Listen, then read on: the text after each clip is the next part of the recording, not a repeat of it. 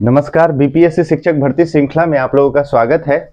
इस क्रम में आज हम लोग आधुनिक भारत का इतिहास देखेंगे, क्योंकि बीपीएससी की अगर कोई भी स्टूडेंट तैयारी कर रहे हैं तो उनके लिए आवश्यक हो जाता है कि वो आधुनिक भारत का इतिहास देखे, क्योंकि इसका वेटेज सर्वाधिक होता है। हिस्ट्री का तो वेटेज होता ही होता है, लेकिन उसमें सर्वाधिक क्वेश्चन जो है, प्रश्न जो है वो आधुनिक भारत से पूछे जाते हैं।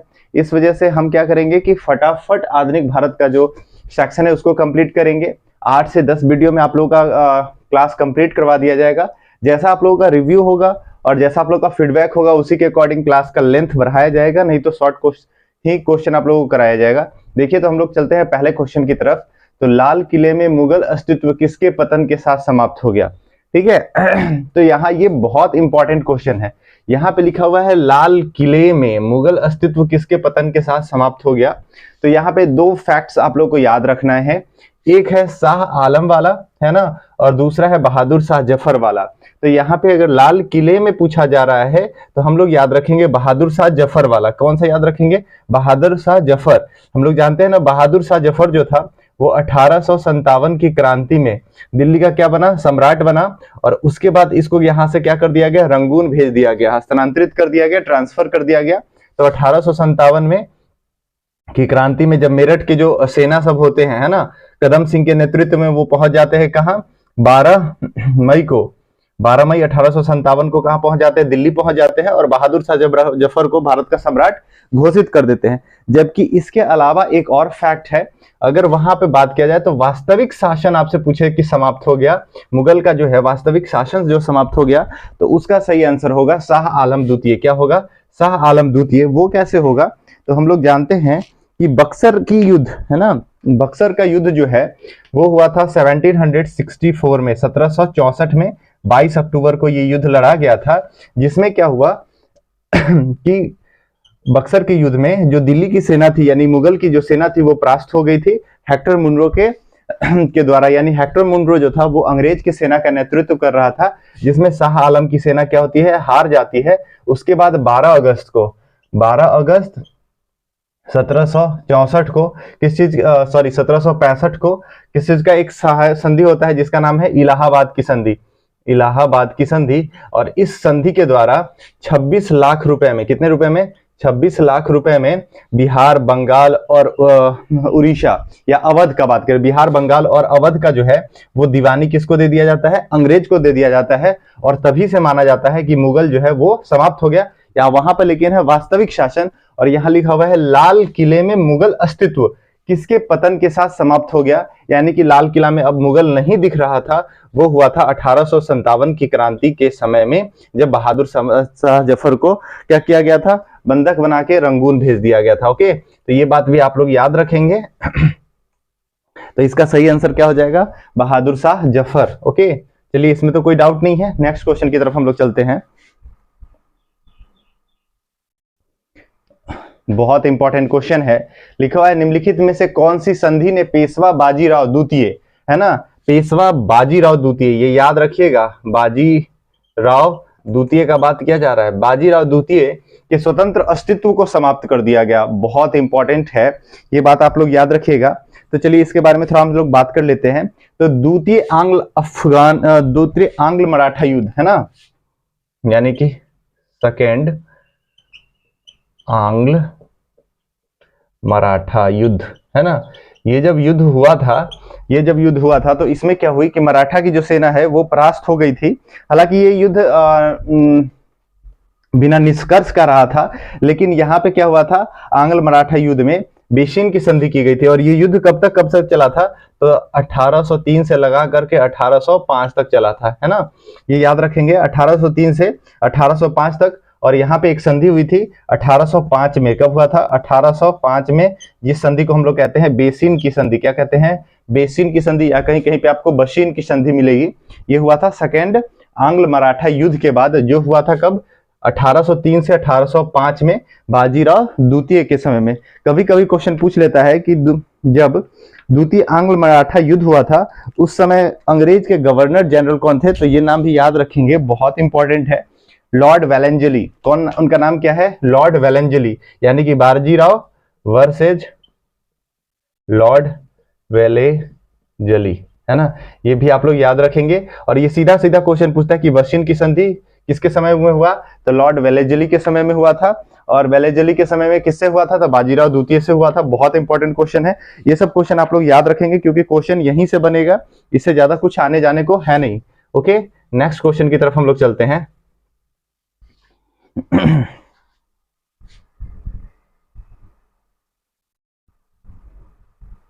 तीसरा क्वेश्चन लिखा हुआ है कि पानीपत की जो लड़ाई हुई थी, बहुत इंपॉर्टेंट है। पानीपत की लड़ाई आप लोग जानते हैं कब हुआ था, ये पानीपत में पराजित हुआ था, ये मराठा वाला, यानी कि थर्ड बैटल ऑफ पानीपत पूछ रहा है ना, पानीपत की तृतीय लड़ाई, है ना।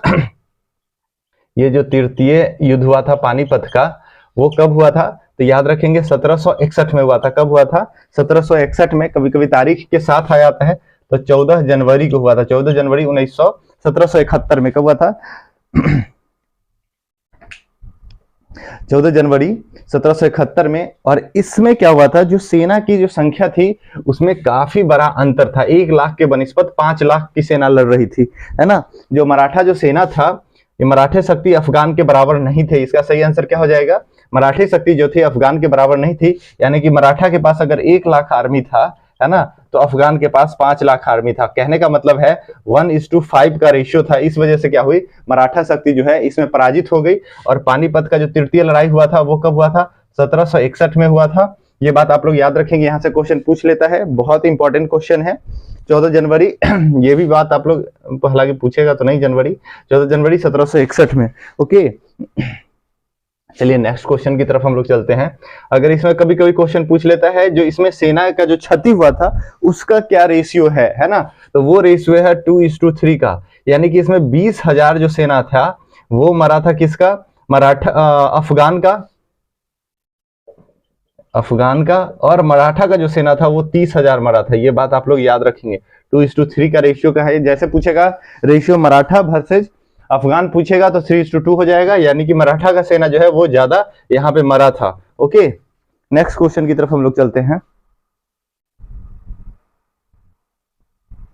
अच्छा क्वेश्चन है, लिखा हुआ है रंजीत सिंह, है ना। ये रंजीत सिंह जो है, उनकी जो राजनीतिक राजधानी थी वो लाहौर थी। ये क्वेश्चन आपसे पूछ सकता है कि पॉलिटिकल कैपिटल कहाँ था, पॉलिटिकल कैपिटल कहाँ था इनका, तो लाहौर था। तो इनका धार्मिक कैपिटल जो था, रिलीजियस कैपिटल कहाँ था, तो रिलीजियस कैपिटल कहाँ था, अमृतसर। ये बात आप लोग याद रखेंगे, आसान सा क्वेश्चन है, लेकिन यही सब क्वेश्चन आप लोग से पूछा जाएगा।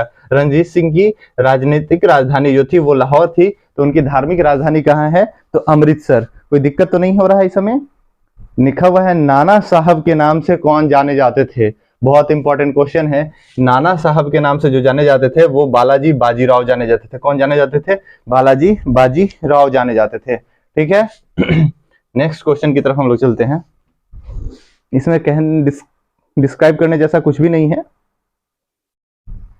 देखिए, किस गवर्नर जनरल ने रोपर, है ना, हड़प्पा सभ्यता वाली रोपर, है ना, ये जगह है, में रंजीत सिंह का बड़ा सम्मान के साथ स्वागत किया गया था, किसके द्वारा, तो ये जो घटना है 1932 की है, 1900 बार बार लिख देते हैं, ये 1832 की घटना है। और इसमें स्वागत किया गया था लॉर्ड विलियम बेंटिक के द्वारा। किसके द्वारा किया गया था, लॉर्ड विलियम बेंटिक के द्वारा। किसका स्वागत किया गया था, तो रंजीत सिंह का। ये बात आप लोग याद रखेंगे, 1932 की घटना है। और रंजीत सिंह का जो स्वागत रोपर में किया गया था, किसके द्वारा किया गया था, तो किया गया था लॉर्ड विलियम बेंटिक के द्वारा। ओके, नेक्स्ट क्वेश्चन की तरफ चलते हैं हम लोग।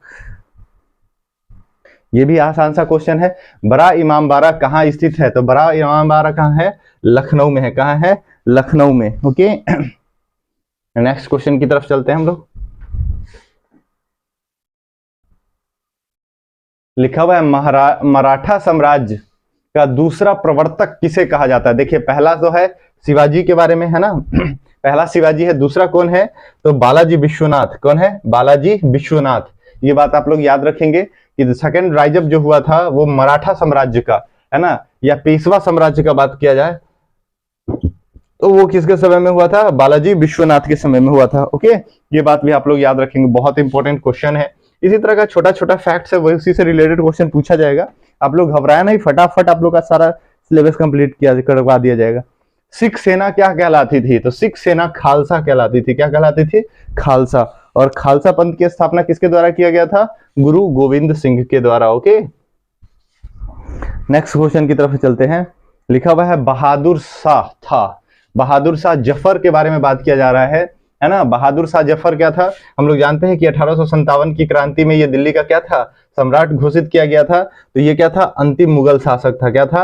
अंतिम मुगल शासक। उसके बाद लाल किले पर कोई भी मुगल का शासक नहीं दिखा। ओके, नेक्स्ट क्वेश्चन की तरफ चलते हैं। बहुत इंपॉर्टेंट क्वेश्चन है। देखिए, अंग्रेजों के द्वारा भारत में अपनी पहली फैक्ट्री कहाँ स्थापित की गई, है ना। देखिए, जब भी पहली फैक्ट्री क्वेश्चन पूछे, ये थोड़ा सा इंपॉर्टेंट क्वेश्चन है, इसको देखेंगे तो अंग्रेजों के द्वारा पहला जो फैक्ट्री है वो सूरत में खोला गया। कहाँ खोला गया? सूरत में। और इस चीज की मान्यता इसको 1612 ईस्वी में मिल गई थी। किससे मिल गई थी? तो जहांगीर से मिल गई थी। लेकिन ये स्थापित जो हुआ था वो 1613 में हुआ था। तो ऑप्शन में अगर 1612 की जगह 1613 रहेगा तो आप ये मत सोचिएगा कि ऑप्शन ई के साथ जाना है। ये ऑप्शन 1613 वाला भी सही होगा और 1612 वाला भी सही होगा। तो आप लोग देख सकते हैं कि कहीं कहीं पे 1612 मेंशन किया होगा, कहीं पे 1613 मेंशन किया गया था। अंग्रेजों द्वारा पहला जो है, पहला व्यापारिक जो कोठी है वो स्थापित किया गया था सूरत में। फैक्ट्री स्थापित किया गया था सूरत में, जबकि कोठी मसूलीपट्टनम में स्थापित किया गया था। ठीक है, 1611 ईस्वी में। ये बात भी आप लोग याद रखेंगे। ये फैक्ट्री है। फैक्ट्री का मतलब आप लोग जानते हैं ना, जहां पे प्रोडक्शन किया जाता है, जहां पे मशीनरी होता है, कोई भी चीज जो रॉ मटेरियल है उसे फाइनल प्रोडक्ट बनाया जाता है। जबकि व्यापारिक कोठी का मतलब होता है वेयर हाउस, जहां पे कोई भी सामान लाके हम लोग स्टोर करते हैं। तो मसूलीपट्टनम में अंग्रेज के द्वारा 1611 में पहला व्यापारिक कोठी अगर लिखा हुआ हो, व्यापारिक कोठी, है ना, तो 1611 ईस्वी में मसूलीपट्टनम, मसूलीपट्टनम, ये बात भी आप लोग याद रखेंगे। व्यापारिक कोठी 1611 में मसूलीपट्टनम, जबकि पहला फैक्ट्री जो खोला गया था वो सूरत में खोला गया था। ओके, कोई डाउट तो नहीं होना चाहिए। निम्नलिखित देखेंगे, लिखा निम्नलिखित में से किस घटना ने ब्रिटिश ईस्ट इंडिया कंपनी को बंगाल सूबे का वास्तविक स्वामी बना दिया? यहाँ पे एक टर्म जोड़ा हुआ है वास्तविक, है ना। तो वास्तविक स्वामी जो है वो कब बना दिया गया? तो बक्सर की लड़ाई में। कब बना दिया गया? बक्सर की लड़ाई में 1764 का जो है, ये बात हम लोग कितनी बार जिक्र किए हैं। वास्तविक जहां पे भी बोला जाए, और भारत में एंट्री दिया था प्लासी का युद्ध, जबकि वास्तविक शासन कब बना दिया? क्योंकि देखिए, प्लासी का युद्ध जो है उसके जीतने के बाद अंग्रेजों को कुछ नहीं मिला था, लेकिन हम लोग जानते हैं कि बक्सर के युद्ध में जीतने के बाद 26 लाख रुपए मात्र देके 3 जगह का रेवेन्यू कलेक्शन इसको प्राप्त हो गया था, बंगाल, बिहार और अवध का। ठीक है, ये बात आप लोग याद रखेंगे, बहुत इंपॉर्टेंट क्वेश्चन है। और ये जो हुआ था बक्सर का युद्ध कब हुआ था? तो 22 अक्टूबर को हुआ था। ये हम लोग शुरू में भी बात किए, 22 अक्टूबर 1764 को हुआ था। ये डेट याद रखेंगे। और अंग्रेज की तरफ से जो इसमें लड़ रहा था उसका नाम क्या था? हेक्टर मुनरो, हेक्टर मुनरो, है ना, इसी के नेतृत्व में। जबकि इंडिया की तरफ से कौन था? तो यहाँ पे शाह आलम द्वितीय। शाह आलम द्वितीय कहाँ से थे? तो क्या है, तो हम लोग अभी देखें कि अंग्रेजों के द्वारा जो व्यापारिक केंद्र खोले गए थे, वो सबसे पहला व्यापारिक केंद्र सूरत में खोला गया 1612 ईस्वी में। यानी कि पहला ये तो सही हो गया इसमें सूरत। दूसरा नंबर में मद्रास है, दोनों में मद्रास लिखा हुआ है, तो इसमें सही क्या हो जाएगा? उसका तीसरा की तरफ चलेंगे। अगर हम लोग बात करें, मद्रास में खोला गया था 1639 में। कब खोला गया था? 1639 ईस्वी में। उसके बाद कहाँ खोला गया था? उसके बाद बंबई में खोला गया था। कहाँ खोला गया था? बंबई, 1661 ईस्वी में। बंबई में खोला गया था 1661 ईस्वी में। ये बात आप लोग याद रखेंगे। और उसके बाद कलकत्ता में खोला गया था 1690 ईस्वी में, कोलकाता में 1619 में। और बंबई जो है उसको पुर्तगाल से प्राप्त हुआ था दहेज स्वरूप। ये बात भी आप लोग याद रखेंगे। हालांकि इस पे क्वेश्चन आगे चलेगा तो उसमें बात करेंगे। ठीक है, तो क्या है, अंग्रेजों ने जिस क्रम में व्यापारिक केंद्र खोले उसका क्या है? सबसे पहले सूरत, दूसरे में मद्रास, फिर बंबई, फिर कोलकाता। याद रखेंगे, सबसे पहले सूरत 1612 ईस्वी में, उसके 1639 ईस्वी में कहाँ खोला गया? मद्रास में। 1661 ईस्वी में बंबई में खोला गया। और 1696 में कहाँ खोला गया है? तो 1696 में कोलकाता में खोला गया है। ठीक है, इसका सही आंसर हो जाएगा सी। इस तरह के जितने भी प्रश्न आएंगे उन लोगों को आप लोग अच्छी तरह से करेंगे, क्योंकि यही सब प्रश्न आना है, इसके अलावा कुछ ऐसा है नहीं विशेष जो आप लोग से पूछा जाएगा। लिखा है निम्नलिखित में से कौन सी भारत में फ्रेंच बस्ती नहीं थी? फ्रांसीसियों की बस्ती भारत में कौन सा नहीं था? तो हम लोग जानते हैं कि गोवा जो था वो पुर्तगाली बस्ती था। कौन था? पुर्तगालियों का बस्ती था, है ना, जबकि पौंडीचेरी, माहे, है ना, और कराईकल या चंद्रनगर, जो ये सब जो था वो क्या है, फ्रांसीसी बस्ती है। ओके, ये हम लोग जानते हैं। तो ये बात भी याद रखेंगे। तो फ्रेंच की बस्ती नहीं है, तो गोवा नहीं है, गोवा हम लोग पुर्तगाली से लिए।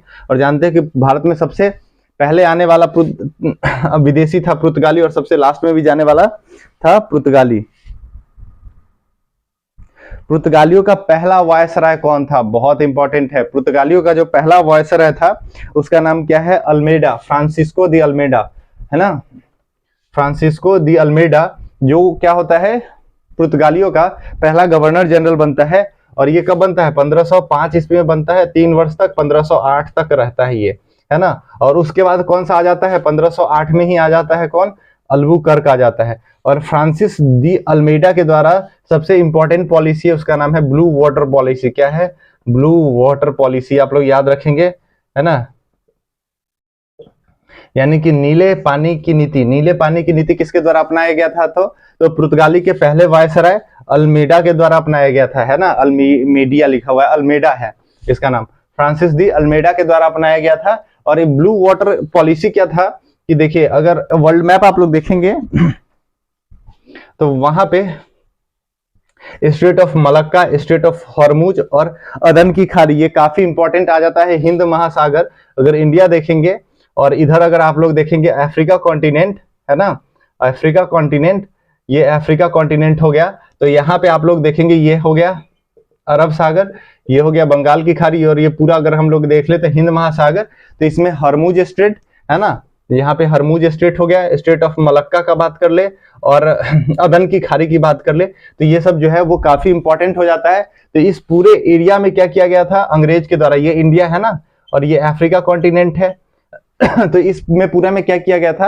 अंग्रेजों के द्वारा, सॉरी, पुर्तगालियों के द्वारा अपने नौसेना को स्ट्रॉन्ग करने के लिए एक पॉलिसी अपनाई गई थी, जिसको कहा जाता है ब्लू वाटर पॉलिसी। और ये अपनाया गया था फ्रांसिस डी अल्मेडा के द्वारा, या फ्रांसिस डी अल्मेडा के द्वारा। नेक्स्ट क्वेश्चन की तरफ हम लोग चलते हैं। भारत में सबसे पहले आने वाले और सबसे बाद में जाने वाले कौन है? तो पुर्तगाली है। हम लोग को पता है कि जो भारत में सबसे पहले पुर्तगाली कब आए थे? तो 1498 में पुर्तगाली आए थे, है ना। कहाँ आया था? तो कालीकट में आया था, राजा था जमोरिन, है ना, 1498 में। और जबकि सबसे लास्ट में गया था 1961 में, गोवा छोड़ के गया था। ये बात भी आप लोग जानते हैं। 1961 में अंग्रेज के बाद भी गए थे। तो सबसे ज्यादा समय तक भारत में रहने वाला कौन था? तो पुर्तगाली लोग थे। ओके, ये बात भी आप लोग याद रखेंगे, 1961 में अंग्रेजों के जाने के बाद। चलें नेक्स्ट। भारत के लिए समुद्री मार्ग की खोज का श्रेय किसको जाता है ना। तो भारत में समुद्री खोज का मार्ग जाता है किसको? पुर्तगालियों को। किसको जाता है? पुर्तगालियों को। क्योंकि हम लोग जानते हैं कि अफ्रीका कॉन्टिनेंट, ये हम बना रहे हैं, वो अफ्रीका कॉन्टिनेंट है। और अफ्रीका कॉन्टिनेंट से भारत आने के लिए जो वाटरवे का यूज किया गया था वो देखिए, यहाँ पे दक्षिण अफ्रीका का केप ऑफ गुड होप। तो जो अंग्रेज लोग होते थे वो ये ऊपर में यूरोप है, यूरोप से चला करते थे और यहीं तक आके रह जाते थे। लेकिन हम लोग को पता है वास्को डिगामा जो था वो क्या किया था? अरे वास्को डिगामा की क्यों बात कर रहे हैं हम लोग? तो पुर्तगाली जो थे वो क्या किए थे? केप ऑफ गुड होप से कहां पहुंचे थे? इंडिया पहुंचे थे। इंडिया के केरल में पहुंचे थे। कहां पहुंचे थे? केरल के मालाबार तट पे। ओके, और ये पहुंचे कब थे? तो 1498 में, 1498 में पहुंचे थे। ठीक है, ये बात आप लोग याद रखेंगे। तो यहाँ पे लिखा हुआ है कि भारत में समुद्री मार्ग का खोज करने का श्रेय किसको जाता है? पुर्तगाली। देखिए ये क्वेश्चन कितना अच्छा है ना। कभी कभी भारत में लिखेगा कि भारत का खोज करता कौन था? Vasco da Gama. यार भारत का खोज करता थोड़ी ना था वो, भारत में समुद्री मार्ग का, भारत आने के लिए समुद्री मार्ग का खोज करता था। ठीक है, तो साइकोलॉजी ऐसा बना दिया जाता है दिमाग में बच्चा लोग भी गलत कि भारत कहीं खोया हुआ था, खोज लिया गया। भारत में प्रमुख फ्रांसीसी बस्ती बनाई गई थी। देखिए यहाँ पे क्वेश्चन लिख रहा है कि फ्रांसीसी बस्ती जो है वो कौन सा था जो भारत में प्रमुख फ्रांसीसी बस्ती बताइए। अच्छा, इसमें प्रमुख फ्रांसीसी बस्ती पूछ रहा है। तो इसमें सबसे प्रमुख फ्रांसीसी बस्ती जो था वो है पौंडीचेरी। कौन है? पौंडीचेरी। और पौंडीचेरी को जो स्थापित किया गया था वो तो यहाँ पे लिखा हुआ है फ्रांसीसियों के द्वारा। और स्थापित करने वाले व्यक्ति का जो नाम है उनके बारे में भी कभी कभी क्वेश्चन पूछ लेता है मिलान करने के लिए। तो फ्रैंको मार्टिन है। कौन है? ये बात याद रखेंगे, फ्रैंको फ्रैंको मार्टिन। कौन है? Franco Martin. ये नाम आप लोग याद रखेंगे। भारत में प्रमुख फ्रांसीसी बस्ती है वो किसके द्वारा बसाया गया है? फ्रैंको मार्टिन के द्वारा। किसके द्वारा? फ्रैंको मार्टिन, जो स्थापना करता है किसके? पांडुचेरी के। पांडिचेरी जो है वर्तमान में उसका जो डिजाइन किया गया था, वो शहर को जो बसाया गया था वो फ्रैंको मार्टिन के द्वारा बसाया गया था, और ये फ्रांसीसी थे। ठीक है, यहां तक तो कोई दिक्कत नहीं है। नेक्स्ट क्वेश्चन चलेंगे। वाह, कितना अच्छा क्वेश्चन है। लिखा हुआ है फ्रेंच ईस्ट इंडिया कंपनी की स्थापना कब हुई थी? तो फ्रेंच ईस्ट इंडिया कंपनी की स्थापना 1664 में हुई थी। कब हुई थी? 1664 ईस्वी में हुई थी। और अगर आप लोगों से पूछ लेता है कि इस समय फ्रांस के राजा कौन थे, तो फ्रांस के राजा कौन थे? लुई 14वां। कौन थे? लुई 14वां, है ना। ये बात भी आप लोग याद रखेंगे, लुई 14वां थे। और उसके बाद जो फ्रेंच ईस्ट इंडिया कंपनी के संस्थापक का नाम अगर आपसे पूछ लेता है तो उसका नाम है कॉलबर्ट, है ना। कॉलबर्ट, क्या नाम है उसका?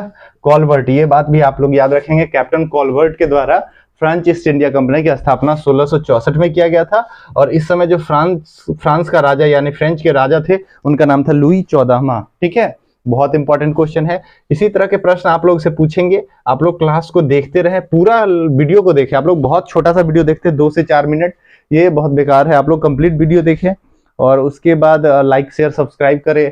किसी तरह का कोई प्रॉब्लम हो, जैसे हम पढ़ाते हैं तो बोलने की शैली में प्रॉब्लम हो, थोड़ा स्लो बोलना हो, या कोई भी दिक्कत हो, आप लोग इसके लिए कह सकते हैं कमेंट में, हम उसको इम्प्रूव करेंगे। देखिए आप लोग के पास समय कम है, इसी वजह से हम थोड़ा फास्ट पढ़ा रहे हैं, नहीं तो हम काफी आराम से पढ़ा सकते हैं। निम्नलिखित में से कौन सा भारत आने वाला पहला अंग्रेज जहाज था?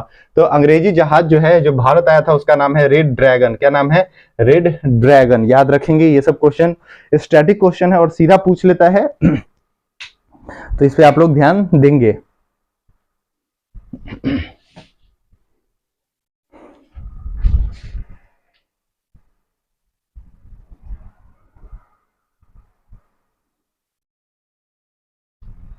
नेक्स्ट क्वेश्चन है किस राजा के प्रदेश में पुर्तगालियों ने भारत भूमि पर अपने प्रथम दुर्ग का निर्माण किया था? बहुत इंपॉर्टेंट क्वेश्चन है। देखिए छोटा सा क्वेश्चन है, जैसे यहाँ पे कालीकट और कोच्चिन दोनों लिखा हुआ है। तो कोच्चिन में क्या हुआ था कि पहला दुर्ग का निर्माण कराया गया था, जबकि कालीकट में क्या था कि वो लोग सबसे पहले आए थे। ये बात आप लोग याद रखिएगा कि पुर्तगालियों के द्वारा जो सबसे पहले अपना फैक्ट्री जो स्थापित किया गया था या अपने दुर्ग का निर्माण करवाया गया था, वो कहाँ करवाया गया था? कोच्चिन में करवाया गया था। और कब करवाया गया था? तो 1500 ईस्वी में किया गया था, है ना, 1500 ईस्वी में। ये बात भी आप लोग याद रखेंगे। और कालीकट में जब आया था वो कब हुआ था? तो 1498 में, यानी कि इसके 2 साल बाद इसके द्वारा पहला कंपनी स्थापित किया गया, वो कोच्चिन में स्थापित किया गया। बहुत इंपॉर्टेंट है, ये बात भी आप लोग याद रखेंगे। यहाँ पे कभी भी कालीकट मार के मत आ जाइएगा, नहीं तो फिर गलत हो जाएगा। ओके, नेक्स्ट क्वेश्चन की तरफ हम लोग चलते हैं।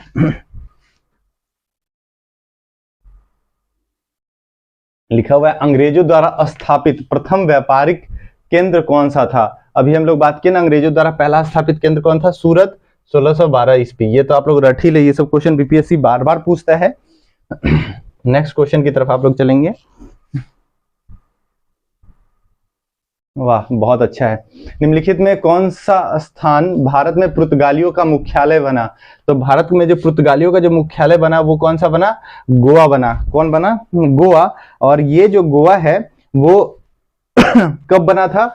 इसका पुर्तगालियों का हेडक्वार्टर तो 1510 में बना था। कब बना था? 1510 में। और हम लोग जानते हैं कि 1510 में जो पुर्तगाली था उसका गवर्नर जनरल या वायसराय या राज्यपाल कौन था? तो अल्बुकर्क था। अभी हम लोग बात किए ना, अल्बुकर्क था। कौन था? अल्बुकर्क था। ये आप लोग जानते हैं कि अल्बुकर्क जो था उसका सेकंड वायसराय था, जबकि पहला जो वायसराय था उसका नाम क्या था? अल्मेडा, है ना। ये आप लोग नाम याद रखेंगे।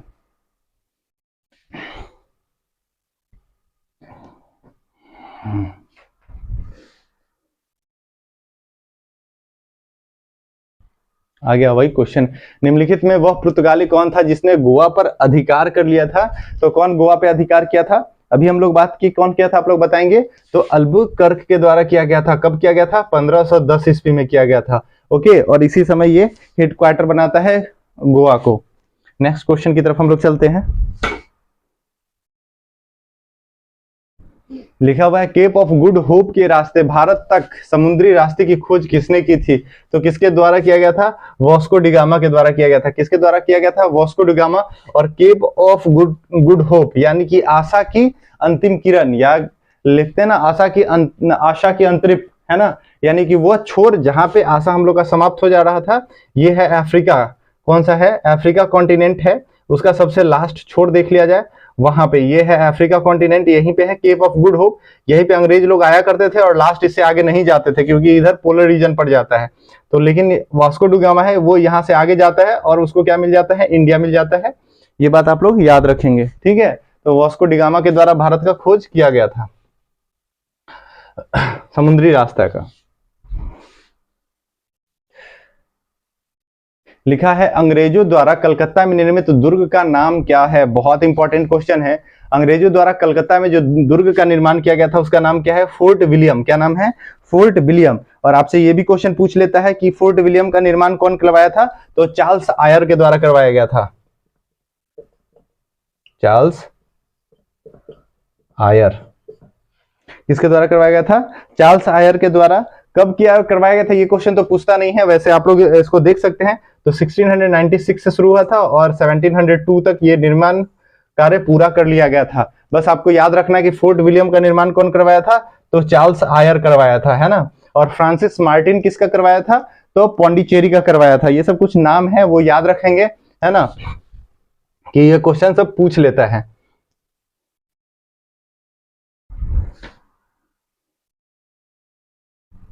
बहुत इंपॉर्टेंट है। भारत में पुर्तगाली सत्ता का वास्तविक नींव रखने वाला महान पुर्तगाली गवर्नर कौन था, है ना। तो पुर्तगाली सत्ता का नींव, तो जिसके समय में हेडक्वार्टर बना, हेडक्वार्टर किसके समय में बना? तो अल्बुकर्क के समय में बना, या तो कब बना? तो 1510 में बना। कब बना? 1510 में। तो वास्तविक सत्ता स्थापित करने वाला कौन है?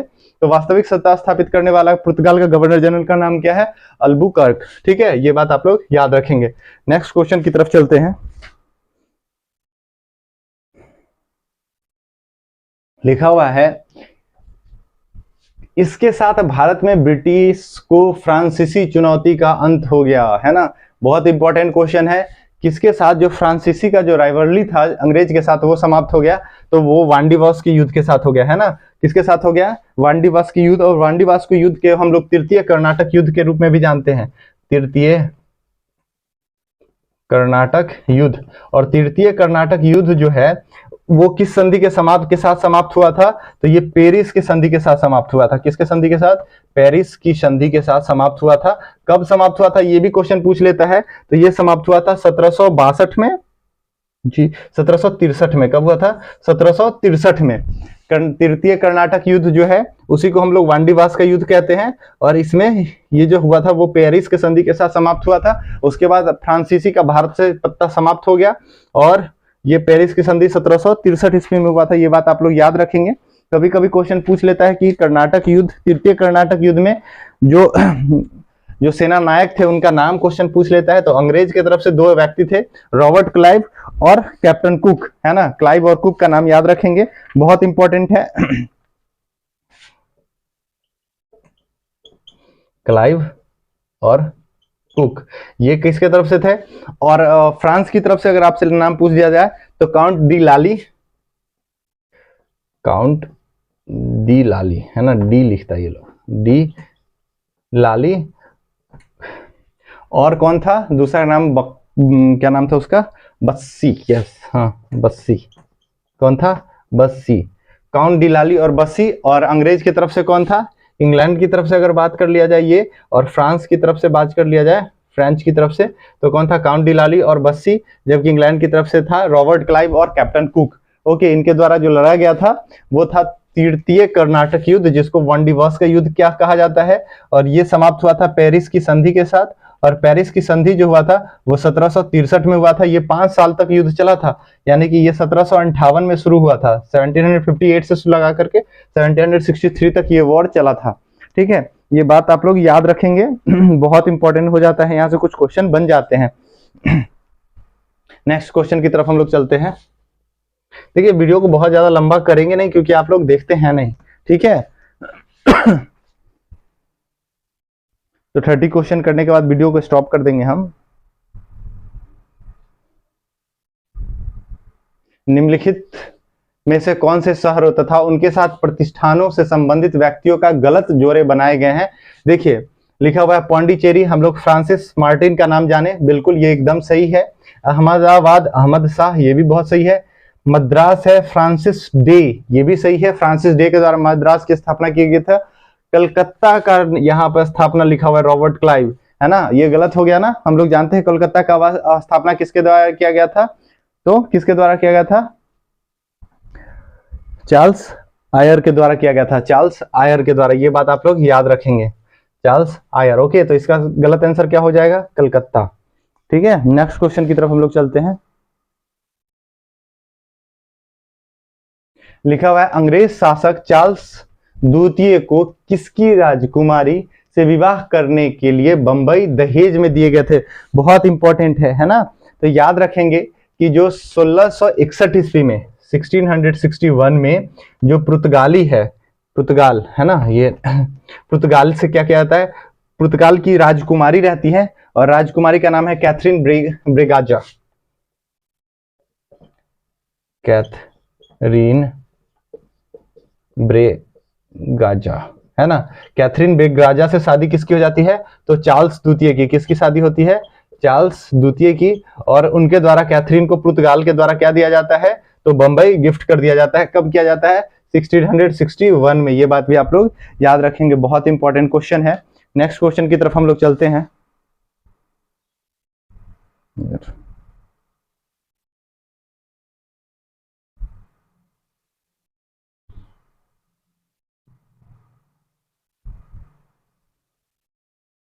नेक्स्ट क्वेश्चन में लिखा हुआ है कि पुर्तगाली यात्रा वास्को डी गामा जब कालीकट आया था तो उसका भव्य स्वागत किसके द्वारा किया गया था। ये हम लोग सब लोग जानते हैं, जमोरिन, है ना। वहां का स्थानीय शासक जो था कालीकट का, कौन था, जमोरिन। उसके द्वारा ही स्वागत किया गया था किसका, वास्को डी गामा का। इसमें तो कोई डाउट नहीं है। नेक्स्ट क्वेश्चन की तरफ हम लोग चलते हैं। भारत में डच का सबसे प्रारंभिक उपनिवेश कहाँ था, उपनिवेश केंद्र कहाँ था।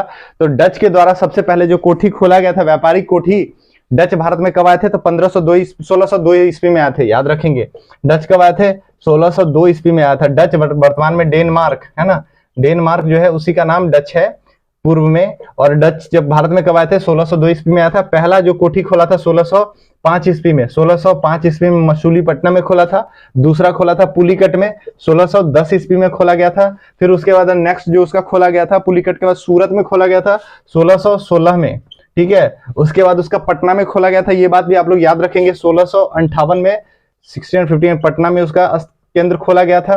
कराईकल में भी एक खोला गया था 1645 ईस्वी में,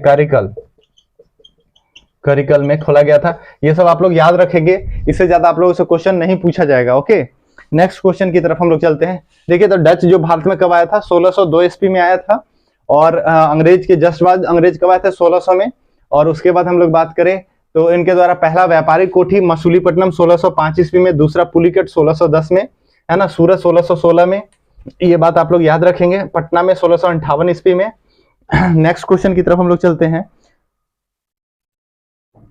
लिखा हुआ है पौंडीचेरी का वह फ्रांसीसी राज्यपाल, है ना, यहां सिर्फ पूछ रहा है फ्रांसीसी राज्यपाल कौन था जिसने फ्रांस की शक्तियों को, यानी कि फ्रेंच की कंपनी को एक शक्तिशाली कंपनी बनाने का प्रयास किया, यानी कि फ्रेंच की जो शक्ति है उसको भारत में स्थापित करने का प्रयास करने वाला कौन था, बहुत इंपॉर्टेंट है। उसका नाम क्या है, डुप्ले। कौन है, डुप्ले। ये कब भारत में आया था फ्रेंच का शासक बन के, ये याद रखेंगे, सॉरी राज्यपाल बन के, तो 1742 ईस्वी में आया था। कब आया था, 1742 ईस्वी में आया था। लेकिन हम लोग जानते हैं उसका लगातार फ्रांसीसियों के द्वारा क्या हुआ, फ्रांसीसी और अंग्रेज के बीच में लगातार संघर्ष चला, 3 युद्ध हुआ, जिसमें क्या हुआ, फ्रांसीसी शक्ति वो हार गई। और लेकिन फ्रांसीसी को भारत में मजबूत शक्ति बनाने वाला व्यक्ति कौन है, तो डुप्ले है। कौन है, डुप्ले। नेक्स्ट क्वेश्चन की तरफ हम लोग चलते हैं। देखो, भारत के लिए समुद्री मार्ग का खोज करने वाला प्रथम देश कौन है, वही बात है, पुर्तगाल के द्वारा किया गया था। नेक्स्ट क्वेश्चन, कौन से पुर्तगाली नेता ने ब्लू वाटर पॉलिसी अपनाई, तो हम लोग जानते हैं पुर्तगाल का पहला गवर्नर जनरल जो 1505 से लगा करके 1508 तक रहा, वही उसी के द्वारा शुरू किया गया था। बताइए पहला गवर्नर जनरल कौन था, उसका नाम क्या था? Francis de Almeida. ये नाम याद रखेंगे। इसी के द्वारा ब्लू वाटर पॉलिसी अपनाया गया था, बहुत इंपॉर्टेंट पॉलिसी है, ठीक है। जबकि वास्तविक शासक आपसे पूछ ले कि पुर्तगाल का वास्तविक शासक क्या है, तो अल्बुकर्क है, जिसके द्वारा गोवा, इसके द्वारा हेडक्वार्टर, भारत में महिलाओं के साथ शादी करके संबंध स्थापित करना, ये सब ये शुरू किया था। नेक्स्ट क्वेश्चन की तरफ चलते हैं।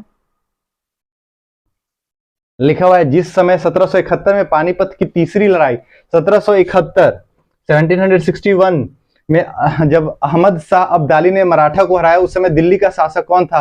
तो उस समय था शाह आलम द्वितीय। याद रखे आप लोग, ऐसे नहीं। तो 1764 में क्या हुआ था? बक्सर का युद्ध हुआ था, कौन था? शाह आलम द्वितीय ही तो था, है ना। तो उसी समय क्या हुआ, उससे कुछ दिन पहले की बात है, तो कौन रहेगा? शाह आलम द्वितीय। याद करने में कोई दिक्कत नहीं होना चाहिए, बहुत सही है। लिखा हुआ है किस संधि के तहत ब्रिटिश कंपनी को मुगल शासक शाह आलम द्वितीय ने बंगाल, बिहार और उड़ीसा की दीवानी दे दी? तो बंगाल, बिहार, उड़ीसा की दीवानी हम लोग जानते हैं किस इलाहाबाद की संधि के तहत दे दी गई, है ना। ये हुआ था बक्सर के युद्ध के बाद। बक्सर का युद्ध 1764 में हुआ। बक्सर का युद्ध क्या हुआ? जिसमें अंग्रेज सेना जीत गई और जो कंबाइंड सेना थी वो हार गई। कंबाइंड सेना में कौन था? तो अवध के नवाब थे सुजाउद्दौला, अवध के नवाब। मुगल शासक, मुगल के राजा कौन थे? शाह आलम द्वितीय। और बंगाल का नवाब था, उसका नाम क्या था? मीर कासिम। वो सब क्या हुआ? मीर कासिम सब हार गए यहाँ पे, जिसकी वजह से क्या हुआ कि इलाहाबाद की संधि हुई। और इलाहाबाद की संधि हुई थी 12 अगस्त को। कब हुई? 12 अगस्त 1765 में। और इसमें क्या किया गया कि अंग्रेज को दिया गया दिल्ली के शाह आलम द्वितीय को 26 लाख रुपए। कितने दिए गए? 26 लाख रुपए। और 26 लाख रुपए के एवज में क्या ले लिए गए? बंगाल, बिहार और उड़ीसा ले लिए गए। क्या ले लिए गए? बंगाल, बिहार और उड़ीसा। ये भी क्वेश्चन पूछ लेता है आप लोग से कि कितने रकम में शाह आलम द्वितीय ने बंगाल, बिहार और उड़ीसा की दीवानी जो है वो अंग्रेज को दे दिया? तो 26 लाख रुपए में। और सीधा क्वेश्चन पूछता है किस संधि? तो इलाहाबाद की संधि। कब हुआ था? तो 12 अगस्त 1765 ईस्वी में हुआ था। ओके, यहाँ तक आप लोगों को कोई डाउट नहीं होना चाहिए। चलिए ठीक है, आज का क्लास हम लोग यहीं पे एंड करते हैं। आप लोग इसमें अच्छा फीडबैक दें, फिर आप लोगों का क्लास कंटिन्यू रहेगा। और इससे रिलेटेड कोई भी प्रॉब्लम हो तो आप कमेंट करके बता सकते हैं। तब तक के लिए धन्यवाद।